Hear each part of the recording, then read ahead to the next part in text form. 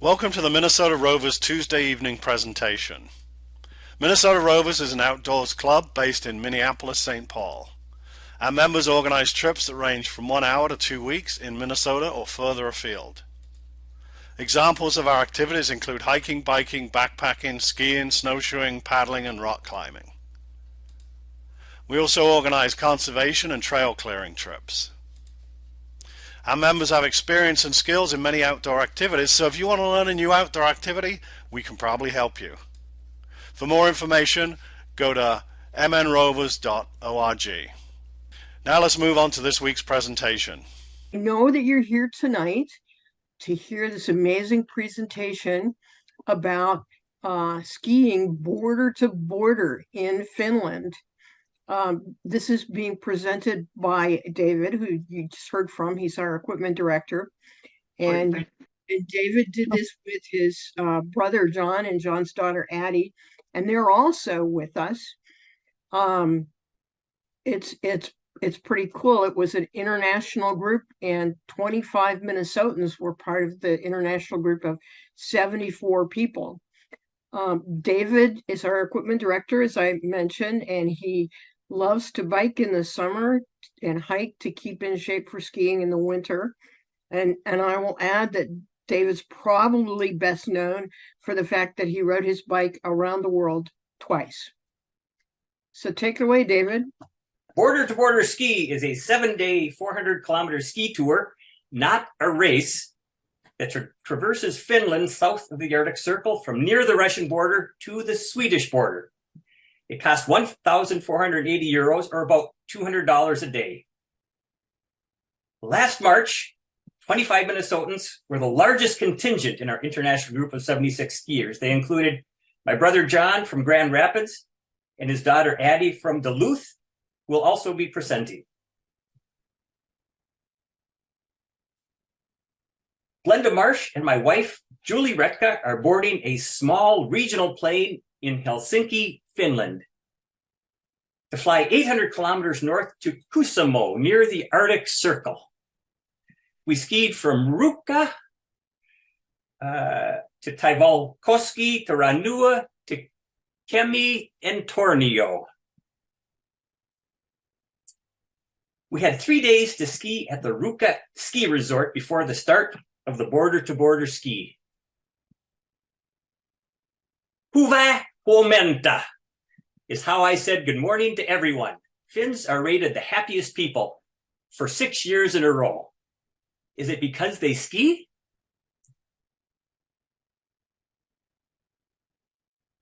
John, Addie, and I are skiing on the World Cup trails at Ruka. Jesse Diggins probably skied on this challenging trail. It's not working anymore. Oh, now it is. Okay. Oh, okay. The next day, we skied to an overlook at Valtavaara. Addie is walking up the last 200 meters to the top. The downhill runs at Ruka, behind us, are no higher than those at Spirit Mountain in Duluth. Russia is somewhere to the east of us here. Julie is doing a polar plunge after being in the sauna. We took saunas every day in Finland. Julie did not ski because she broke her wrist the month before while racing in the Mora Vasalopet. And what happened here, Addie? So this is right next to the polar plunge on the other side of the dock. And I remember thinking, as we walked out at night with the bubbler keeping that open, is the ice safe on the other side? And just as I was wondering that, Addie stepped on the ice and fell through. I quickly helped her out, and she ran across this small lake to our Airbnb, and her clothes were totally frozen when she got back to our holiday cottage. Tara Hasbargen, Addie Byrne, Anna and Tom Daler, all from Duluth. They took a reindeer sleigh ride before the Border to Border ski. This reindeer is missing an antler. We met at Oivanki Outdoor Education Center, similar to our environmental learning centers such as Eagle Bluff or Wolf Ridge, where we slept in dormitory-style accommodations. Skiers from the US, Germany, Finland, Slovenia, Denmark, Switzerland, and elsewhere gathered for the opening night orientation. Breakfast in the cafeteria at Oivanki. We started skiing 20 kilometers from the Russian border. They used to begin within view of Russian guard towers. Rest stops marked on the map are between 7 and 22 kilometers apart. We had great weather for skiing. -9 Celsius equals +16 Fahrenheit. The bus loads at 8:45 and departs at 9 a.m. Marku and Raimo are the bus drivers. We are ready for the hour-long bus ride to the start. Time for a selfie. And getting off the bus at a Finnish army camp. And a group photo before the start. Then we're walking down to the start at 10:15 a.m. Tuli and Pavo are teenagers from Duluth. Knock the snow off your boots and step into your bindings. And we're off with Nancy Rova from Duluth on the right. Addie is positively giddy, followed by Olya, a teenager from Grand Marais. The hills of Ruka are in the distance. Addie took my photo climbing a hill. Then I took hers. Dave Lick from Grand Rapids, stopping for lunch at a Ruka Ski Cafe. For lunch, we had soup on 3 days and sausage on 3 days. Eating inside the ski cafe are Finnish skiers Voito, Yoko, and Virva. Our ski trail often followed a power line. Jeannie from Grand Marais is eating pickles at a juice stop. Tom, Tara, and Anna at the day one finish. The dessert bar at Hotel Tropiki Kuusamo. A Finn suggested we go back to try the cloudberry jam on cheese. Okay, John. Hello, everyone. I'm David's older brother, John. Day 2, 43 kilometers from Kuolio to Matavara. Bus loads at 7:45 a.m. for an 8 a.m. departure. Oh, Hattie's back. Oh. Skiers approaching a juice stop. Virva, a Finn, gets her water bottle filled by a volunteer. Lunch is salmon stew inside the Sami-style teepee. The Sami are the indigenous people of Lapland. Tornado Bob from Grand Rapids on the left, Tuli, Addie and I, Anna and Janez from Slovenia, and Jonathan Rova from Duluth. And the salmon stew soup was delicious. I often took a shorter lunch break than John and Addie, anxious to get back on my skis and make room for incoming skiers.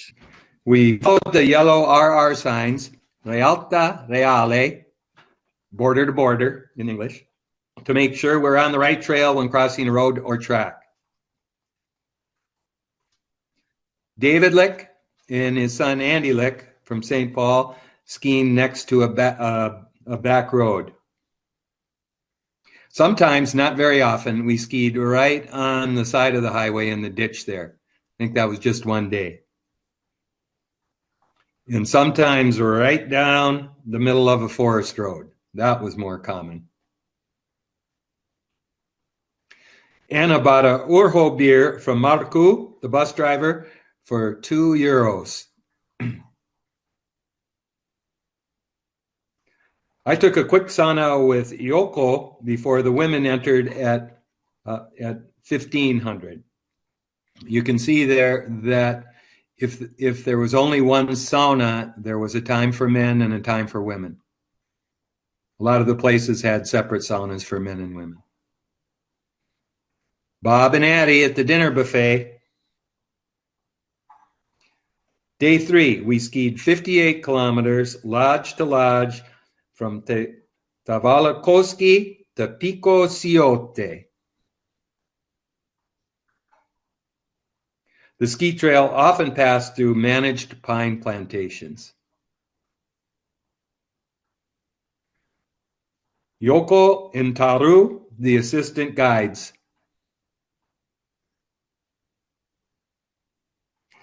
Heike and Andreas from Germany. Jani Tajama is waxing his skis.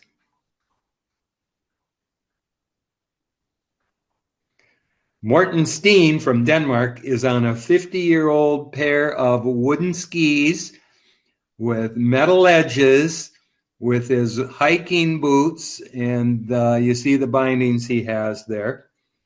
He didn't ski very much. He never skied more than 10 kilometers in a day. Olen vegetariani, I said, and this volunteer put on some veggie brats for me. Minnesotans eating a meal of birch dude's hash with Heike from Germany. So the volunteers, they snowmobiled in with this great big pot that they made their hash, and they called themselves the birch dudes. There's a lot of birch trees up there in that area. Some Minnesotans are double poling across the lake with Thule, the 14-year-old from Duluth, in the lead. We will stay at that hotel you see on the horizon there at the top of Pico Ciote. And we were able to take a lift. It's a small ski area. Take a lift up the final climb. There's a sunset view of Iso Ciote from Pico Ciote. We paid 20 euros to get our skis waxed for the big day tomorrow, the 88-kilometer day. It was payable in cash only, so people scrambled it to exchange dollars for euros. The 4th skiing day requires Finnish sisu, persistence and strength, because the skiing kilometers total 88K. Iso Ciote before dawn. 7:45 a.m. was our earliest start of the week for the longest day. Guys are peeing just like at the Berkey start. Our first rest stop is at the Amatupa Day Trip Hut in Ciote National Park. Addie usually led our group, setting a good pace for John and me. Tukku is the Finnish word for how the snow sticks to the trees here. Ooh. Ah. We took a break on the trail halfway between rest stops that were 18 kilometers apart. This was our coldest morning, close to 0 degrees Fahrenheit. It was the only day I wore my balaclava. We skied on snowmobile trails for much of the way across Finland. 2 snowmobiles accompany the skiers, one in front and one behind. They can be as much as 20 kilometers apart. John had changed his ski jersey at lunch. I crossed Renua Lake at dusk, along with Thomas and Christiane, Swiss siblings, after skiing for over 8 hours. All 3 of us made it the full distance that day. I didn't believe I could. Day 5, even if there are only 46 kilometers to ski, the skiers often feel a little tired after the previous long day. Hans from Grand Rapids at the breakfast buffet. I'm on the left eating breakfast at Renua Resort with my Danish roommate, Mo, and that's Glenda next to me. Yanez from Slovenia waxed his skis in front of a holiday villa at Ranua Resort. I shared a villa with our guide, Teo Cernio, wearing a Sami hat, and Yane Tajama, his helper and translator, and the small private sauna in the villa. Snowmobile safaris are a popular winter activity at Ranua Resort. A snowmobile groomed the trail each day before the first skier left. Some skiers in RR1, the day before us, were not so obedient. We can start skiing right from our holiday villa. Pavo and Tuli are double poling, skiing across the long swamp areas near Ranua. Kind of looks like northern Minnesota. That's Bob, Anna, and me. Yanez, Nancy, Tuli, Bill, and Addie. And we sometimes followed a railroad right-of-way that was built by POWs in World War II. Jeannie and Olya. 38 kilometers from Ranua and 9 kilometers to Hosio. The Ruona Village House is an old building in the countryside of Lapland, so it requires some flexibility from the skiers. We had to bring our sleeping bags for this one night. Choose a mattress on the floor on the women's side or on the men's side.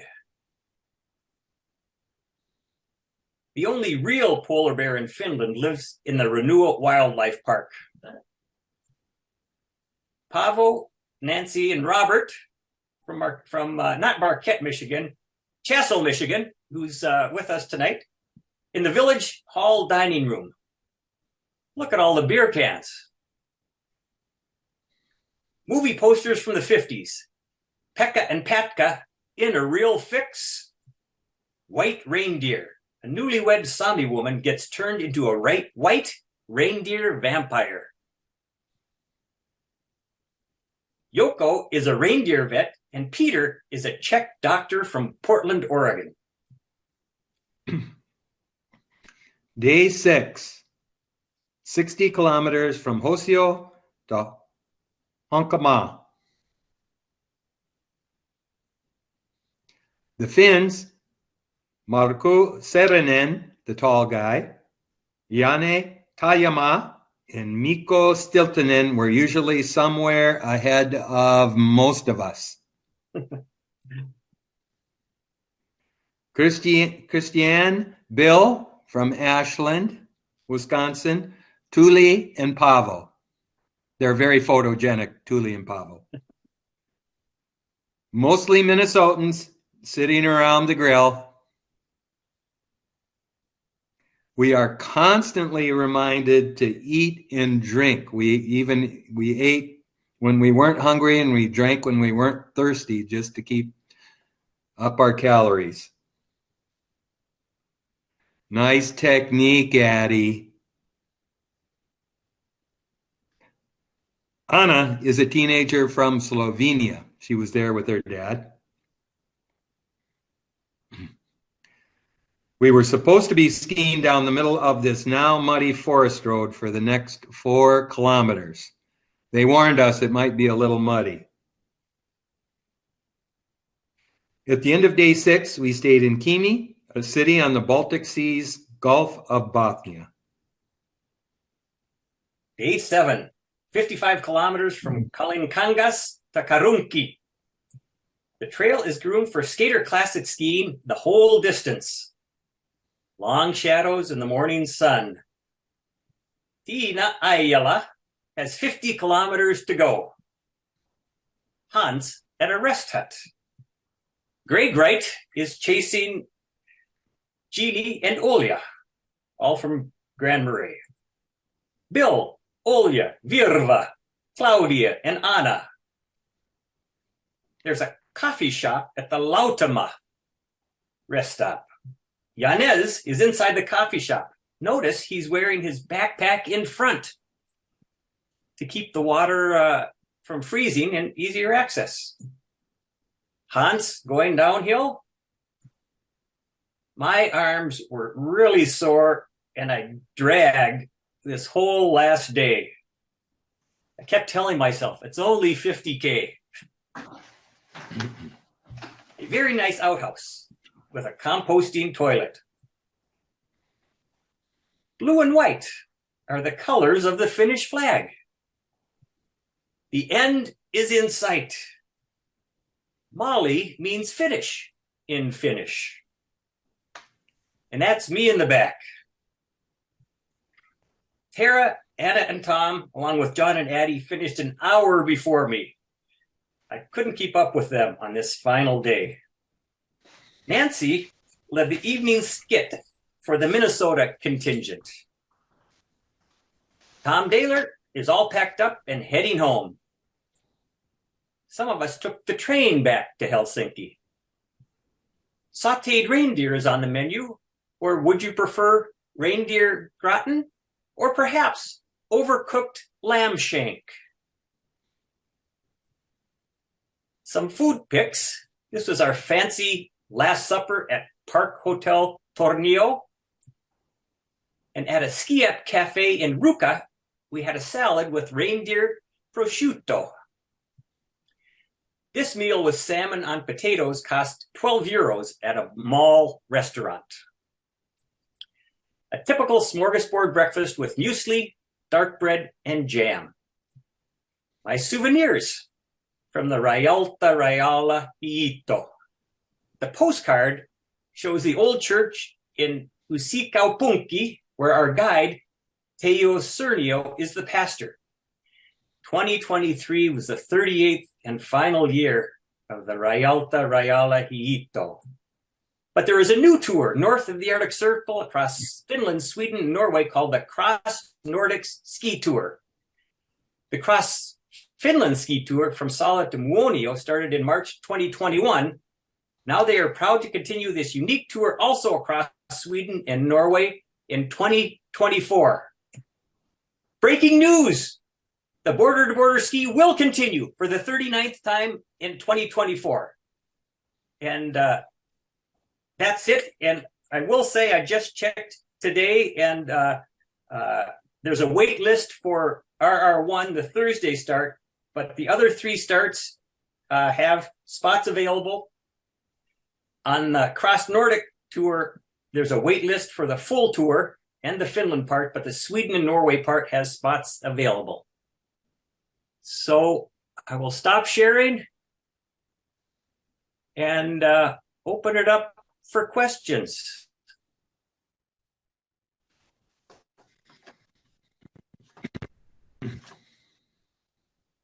Addie, do you want to add any commentary about your experience of the trip? Well, I've never had so much fun spending a week with 65-year-old men every single day, all of my waking moments. There we go. So that's what you're looking for. I definitely advise doing this trip.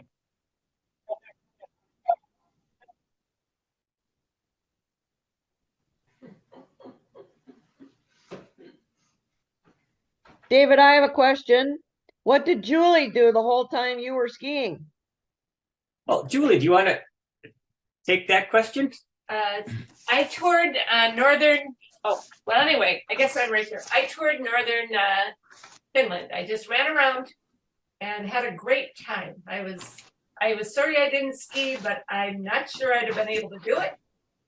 But I highly recommend Finland in the winter. It's an amazing place, and probably in the summer too.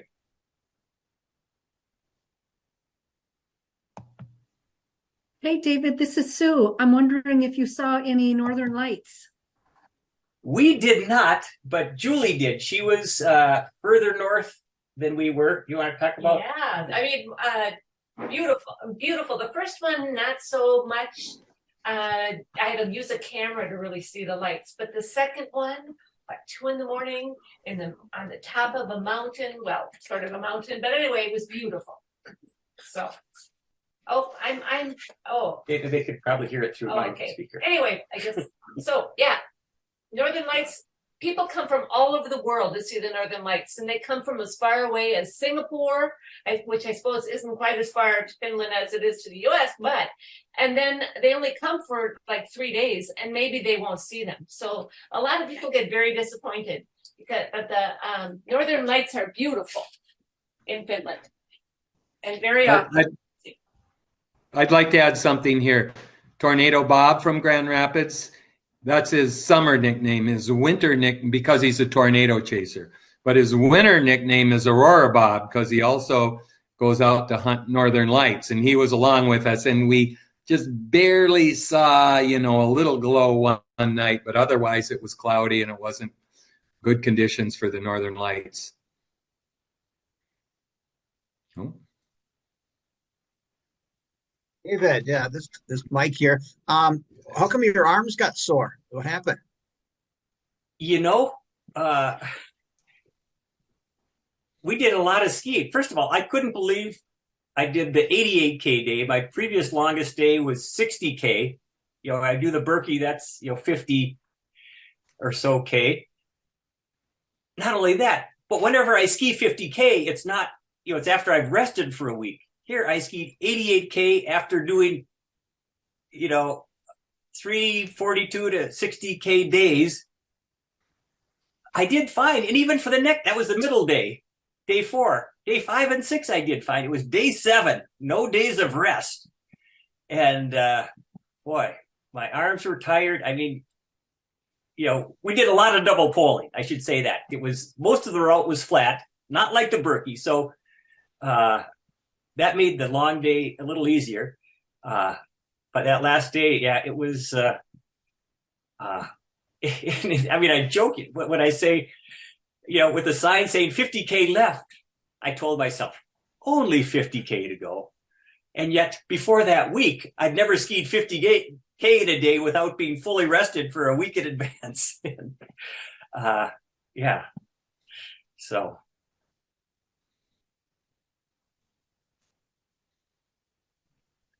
Hi, this is Jean Shellstrand. I'm out in Eugene, Oregon, but I did the border to border with my husband right before COVID 2020.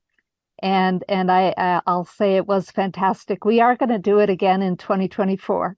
So this coming winter we'll be back. So, did you sign up for which start? Our one? Wave 2. Wave 2 we're in. Okay. Okay, yeah. Great. Yeah, we'll I should mention, a lot of people have done this more than once, and it's a worthwhile experience. And I can share a picture of the Northern Lights, if you like, that we saw in Ruka. I think I can't share a screen, but yeah, we saw the Northern Lights in Ruka, which were very beautiful. And I know we had some Utah skiers in our group. Is that how you found out about this presentation? Did you know somebody who went in? Yes. Well, I'm friends with Ruth Robinson, who is Rover. We're part-time residents of Minnesota. We're professors out here, but we spend our summers in Ely. We're big canoers and cyclists and stuff. So she told me about this presentation. So I had to come and reminisce. Yeah, I can't believe how lucky we were with the weather. It had a bit of a blizzard, the day after we ended. So the last 2 groups had to ski through that. So. Yeah, we skied through a blizzard. It felt like Dr. Zhivago or something.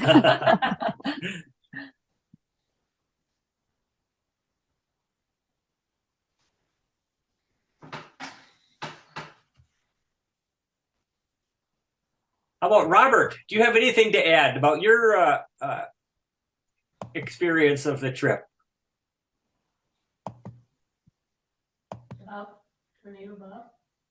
You have to mute. Unmute. Unmute.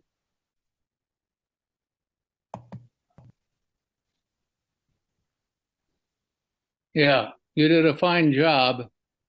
You skied more than I did, but then, well, I'm still making up my mind whether to do it again sometime.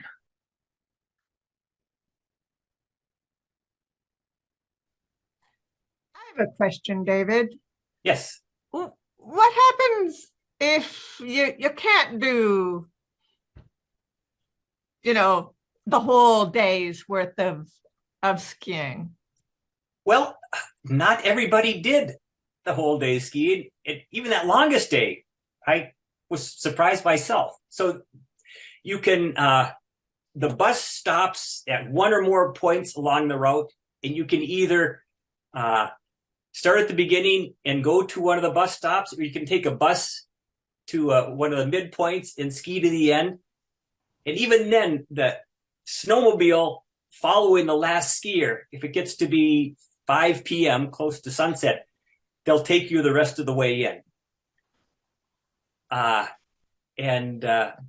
So as far as the distance, Julie asked about, with her wrist, if she wanted to ski part of the way, how far did she have to ski? And she was told that the minimum distance each day was between 18 and 22K between bus, places where the bus could pick you up or drop you off. So I think they were the bus drivers I heard were pretty upset with Morten Steen from Denmark, who never skied more than 10K. He'd ski to a rest stop that the bus didn't go to. It was served by a snowmobile, and then get a snowmobile ride when that person left at the end of his shift, get a snowmobile ride back to somewhere. And I think he was a logistical headache for the bus drivers. But I think people did a lot of waiting. The people that didn't ski the full distance spent some time waiting for the bus, and then that's what I've heard too. So I think it's possible to do, but not to do it all. But yeah. Hello, Robert. Yes. There was another man from Chassel who went the day after we did, and in his group there were skiers from Australia who had literally never skied before. So they're set up to accommodate, well, like Morten. Most people aren't quite as needing accommodation as he did, but but anyway, it's quite flexible.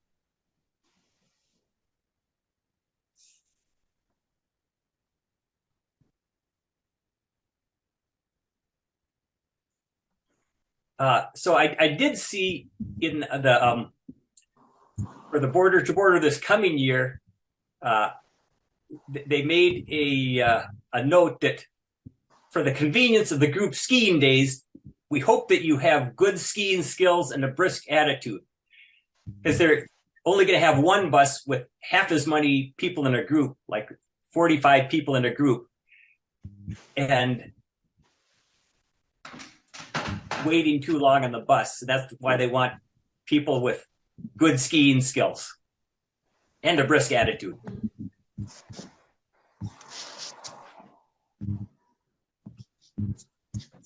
Oh, so I see questions. We were in Finland. We went for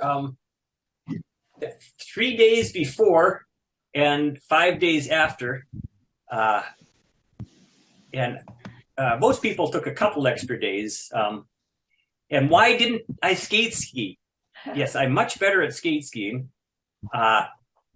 There were 2 days where you could have skate skied I think the first and the last day. But I didn't want to bring 2 sets of skis. Some people did. Some people brought skate and classic skis, and there were some days where they could start out skate skiing, and then when it turned to classic, they'd put one ski in the track with the other ski push off, which kind of messed up the trail for everybody else. But I trained a lot more with classic skiing last season, more skiing than I've ever done before to get in shape, and took a classic lesson to get better at classic skiing. And yeah, in fact, that last day when my arms were sore, I thought, oh, maybe I can try skate skiing with my classic skis. And that didn't work very well.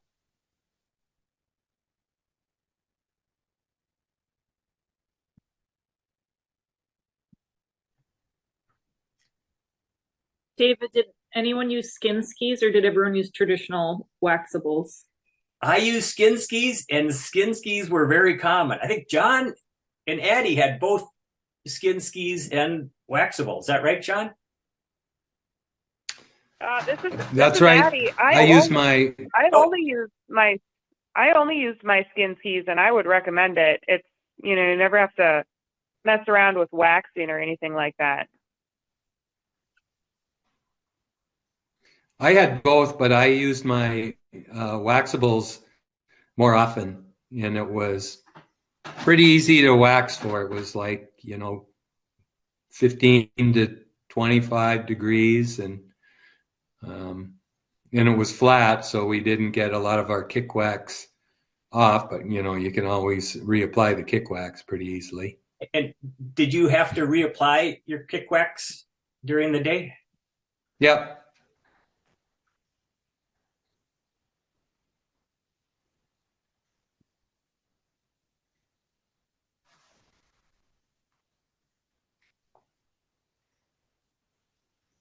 Are there any last questions for David? It looks like we're coming up on 8 o'clock here. I posted a question in the chat about daily temperature range. Yes, so we had great temperature. It was generally in the teens, and I think the teens most of the time, except for that one day, the longest day when it got down to about 0 degrees Fahrenheit. But it was a beautiful sunny day. I think it was the most beautiful day of the trip for, we went through that Chiote National Park. And it's the only day I wore a balaclava, and I didn't get frostbite.